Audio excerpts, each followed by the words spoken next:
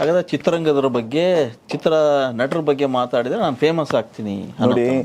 ಯಾರೋ ಒಬ್ಬರನ್ನ ತೇಜೋವಧೆ ಮಾಡಿ, ಯಾರೋ ಒಬ್ಬರನ್ನ ನಾನು ಕೆಸರು ಎಣಿಸಿ ನಾನು ಅದ್ರ ಮೇಲೆ ನಿಂತ್ಕೊಳೋದಿದೆಯಲ್ಲ, ಅದು ನಾನು ಮಾಡೋದಿಲ್ಲ. ಹಾಗಾದ್ರೆ ಈ ಮೈಂಡ್ ಸೆಟ್ ಇಲ್ಲ. ಇಲ್ಲ, ಖಂಡಿತ ಇಲ್ಲ.